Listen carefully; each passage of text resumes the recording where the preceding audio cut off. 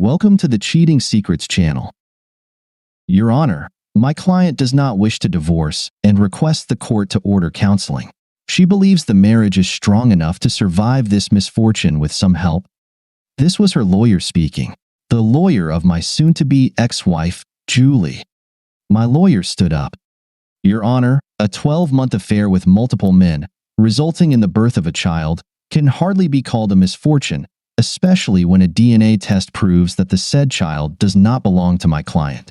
We see no benefit in continuing this charade of a marriage any further. Counseling will not change anything. It is precisely because of the child that I am inclined to order counseling, the judge said. The child needs a stable home to grow up in. If you expect me to raise this cheating adulteress's child, I said loudly. My lawyer winced. The judge slammed the gavel forcefully. One more word, and I will hold you in contempt of court, he shouted at me. I'm ordering a month of counseling, with 2 sessions per week. Otherwise, he glared at me for a moment, then slammed the gavel again. That's all. Julie, my soon-to-be ex-wife, looked smug when I walked into the counselor's office. I'm Dr. Sullivan, but you can call me Gerald. May I call you Brian? He smiled at me. No, you may not. You can address me as Mr. Stedman. Brian, that's not necessary, Julie began. And you, cheater, can refrain from addressing me at all, I snapped at her. I think we need to calm down. Please, Mr. Stedman, have a seat. He pointed to one of the chairs in front of his desk. I dragged the chair a good 6 feet away from the one Julie was sitting in and plopped down into it. Gerald sighed. All right then, he began. I didn't hear anything else because I pulled out my earbuds, put them in, and started listening to music on my phone. Gerald just stared at me, then started talking to Julie. I couldn't hear what he was saying. I just kept fiddling with my phone, listening to music. About 15 minutes later, I saw Julie stand up. She gave me a fierce look and walked out of the office. I took out my earbuds. Well, doctor, good session. See you on Thursday? I'm canceling our sessions and sending my report to the judge. Even better. The judge was not pleased. Give me one good reason why I shouldn't hold your client in contempt of court? He growled at my lawyer. Your Honor, you ordered my client to attend the sessions. He attended the first session as ordered. It was the counselor who canceled the remaining sessions. The counselor's report clearly states that he made no attempt to participate in the session. He put on headphones and ignored everyone the entire time. You ordered him to be present, my lawyer responded. He was present. Given that the counselor deemed continuing the sessions pointless, I would like to request that you grant permission for the divorce as per the petition. Not in this lifetime. I'm ordering 4 more weeks of counseling. Mr. Stedman will be present, and he will participate. The office was arranged exactly the same as the first time. 2 chairs, about a foot apart, were set up in front of the table. The counselor sat at the empty table, except for a yellow notepad and a photo of an attractive woman, who I guessed was around 35, and a child who looked about 6 years old. Mr. Stedman, he said, please have a seat. I started to move the chair again. Julie reached out to stop me, and I stepped back. I'm informing both of you that any physical contact will be interpreted as an assault on my person and will be met with an appropriate response, I said. Julie gasped and backed away. I returned to moving the chair and then sat down in it. I took out my phone again. Mr. Stedman, the judge ordered you to participate in the session. I know. I'm using my phone to record the session to prove my participation. My lawyer says it's well known that some counselors have their own agendas.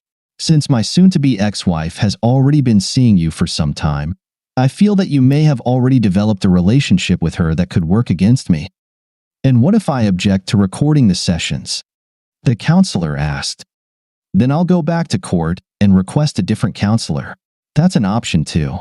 The only reason I haven't done that yet is because it would cause even more delays. Julie, how do you feel about the sessions being recorded? He asked, looking at her. It doesn't matter, she said, waving her hand. Can we just start? All right then, Gerald said. What I'd like to do first. Before we begin, I interrupted, may I ask a question? Of course, he said. You can ask questions at any time. I may ask you to hold off on questions during certain moments of the process, but right now, go ahead, he added with an encouraging smile. Have you already slept with her? Julie gasped, but Gerald didn't seem bothered. No, Julie and I have not had, and will not have, any sexual contact, he said calmly. That would be inappropriate, even if I weren't already happily married. Does that answer your question? I nodded. I believed him. He must be one of the few men Julie has met in the past year who hasn't slept with her. Then, all right, as I was saying, what I'd like to do first is establish our expectations. Since I've already had several conversations with Julie, I'd like her to outline what she hopes to achieve in these sessions and what her desired outcome would be. I'd ask you, while she's speaking, to refrain from comments and questions until she's finished. Once Julie has told us what she hopes to accomplish, I'll ask you to do the same. I refrained from commenting. I didn't look at Julie when she started speaking. First of all, Brian, she began. Don't talk to me, I growled. Talk to me, Julie, Gerald said. Tell me what you'd like Mr. Stedman to hear. I want him to hear how sorry I am for the pain I've caused him. I know I did the wrong thing, but he was spending so much time away on his business trips, and I was lonely. I understand how much I hurt him, and if I could go back and change the past, I would give anything to do that. I love him more than anything in the world. I know we can get through this. If he would just give me a chance, I would show him that I can be the best wife a man could ever dream of. We could raise our child together and give him a wonderful life, maybe even a brother or sister. I want us to be together. I know we can do this. I know we can make it through. Gerald smiled at Julie. All right, thank you, Julie. Now, Mr. Stedman, what would you like to say? I glared at him. I would love to see a festering adulteress contract a rare and incurable 3PPP and die a slow and agonizing death. Julie burst into tears and ran out of the room. That didn't help, Gerald remarked. I'm not here to help you. That adulteress spent a whole year sleeping with half the men in town, got pregnant, and tried to pass the child off as mine. If I hadn't already suspected something and requested a DNA test, I'd still be paying child support for someone else's kid. Tell me, Doc, how exactly am I supposed to feel? Your anger is natural, but you need to look beyond the anger at what you once had. Do you even know what the hell you're talking about? I snapped. Have you ever had the love of your life?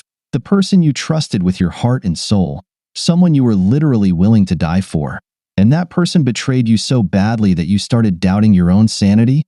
When I found out what was happening, I wanted to die. I seriously considered ending my life. How can someone who claims to love you cause you so much pain that you're driven to thoughts of suicide? And did you also notice that she never once apologized for what she did? For sleeping with all those men, for lying over and over, for getting pregnant and not even being able to figure out who the damn father was? The only thing that's certain is that it wasn't me, the one person who was supposed to give her a child. So, since you have no idea what it's like to be in my position, don't sit there with your sanctimonious damn smile and your textbook knowledge telling me I should let go of my anger. Right now, my anger is all I have. Just let me get this adulteress out of my life and try to rebuild something from the shattered pieces she left me. I hope this counts as participation. I growled at him as I walked out of the office. When I got home, I decided to prepare a bit for the next session. Maybe I could prove my point. I asked Julie to allow us to have this session without her, Gerald said when I walked into his office the following week. I feel we might make more progress individually at first. As long as this still counts as court-mandated counseling, I'm more than happy not to be in the same room with that woman. I sat down, placing the A4 envelope I was holding on my lap. Can we try to refrain from name-calling, please? It's unproductive and just gets in the way. I don't want to be productive. I just want to get through these sessions and get this adulteress out of my life for good. I never wanted these sessions. She's just determined to cause me as much pain as possible. She doesn't want a divorce because the prenuptial agreement leaves her with nothing, so she's trying to force me to take her back. That's not going to happen. And what about the child? He's innocent. Surely, he shouldn't be punished for. He's not my problem and not my responsibility. By your logic, I should take in every stray who couldn't keep her legs closed and got pregnant. Those children have nothing to do with me, and this child doesn't either. Why are you so certain that there's only one outcome? You obviously loved her very much. That kind of feeling doesn't just disappear overnight.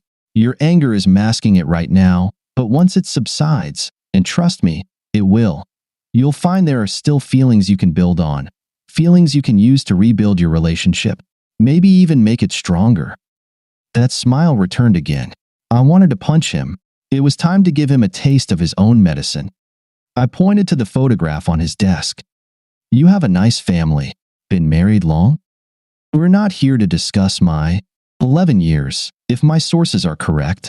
Childhood sweetheart, married right after college, waited to have kids, and then little Ethan came along. How old is he now? 9? This photo must have been taken a couple of years ago. How do you? He started to say. But did you know that dear Cheryl has her own secrets?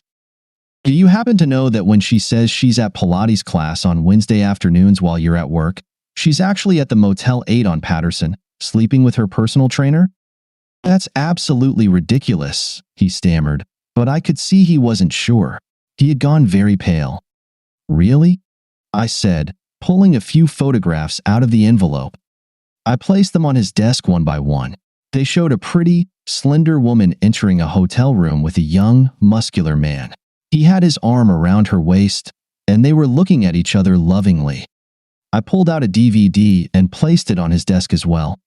There's also a video recording from inside the room if you need real proof of what they're doing. It's pretty explicit, so if I were you, I wouldn't watch it. I made that mistake when I got the private investigator's report. Those images will haunt me for the rest of my life. He looked like he was about to be sick. Oh, and one more thing. Ethan. No, he said quietly. Please, God, no. I pulled a DNA report out of the envelope. It seems the fitness instructor isn't the first. I think he's too young to be Ethan's father, but whoever the father is, it's not you, I said quietly. He stood up and ran to what I assumed was the bathroom adjoining his office. I heard him retching loudly into the toilet. Now do you understand? I asked him when he sank back into his chair, tears streaming down his face. He looked at me with lifeless eyes. Now you see the pain she caused me and why I have to get her out of my life. He nodded weakly. Good. There's one more thing you need to know. He looked at me with fear. There's more? He asked plaintively. It's all fake. None of what I just showed you is real. As far as I know, your wife is as loving and faithful as you believe her to be, and Ethan is your son. But the photograph? Photoshop. It's amazing what you can do with a few social media posts and a bit of time and effort, I replied grimly. If you had asked anyone even remotely competent to examine the photos, they would have told you they were all fake. I pulled a few more photos out of the envelope. But to prove it, here are the originals from which I made them. His face began to flush, and I wondered if he was about to attack me. And the DVD? He asked. Blank disc. The DNA report? It's actually the DNA report for the child of my soon-to-be ex-wife, the cheater. I just changed the names and dates. He sat there for a few minutes, stunned, as fresh tears ran down his face. Why would you do this? What could you possibly hope to achieve by destroying my marriage and my life? That was never my intention. That's why I told you almost immediately that it was all fake. I never wanted to cause you or your family any irreparable harm. I just wanted you to truly understand, for once, the pain I went through, the feelings of loss, anger, and betrayal. You only experienced it for a few minutes. I'm still living it. Your brief suffering is my life now and in the future. Forcing me to sit here with that adulteress, listening to her spew her nonsense about how she loves me and wants me back, just means I have to keep reliving the pain over and over. There are laws against cruel and unusual punishment. Why aren't they applied in this case? I just want to move on, try to pick up the little I have left, and continue with my life. Why can't you and the courts let me do that? I gathered all the papers from the desk and put them back in the envelope. I'm truly sorry I had to do this, but I needed you to understand.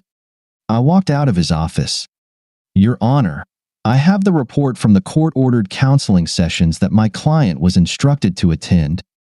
My lawyer addressed the judge once more. I have a copy, the judge growled.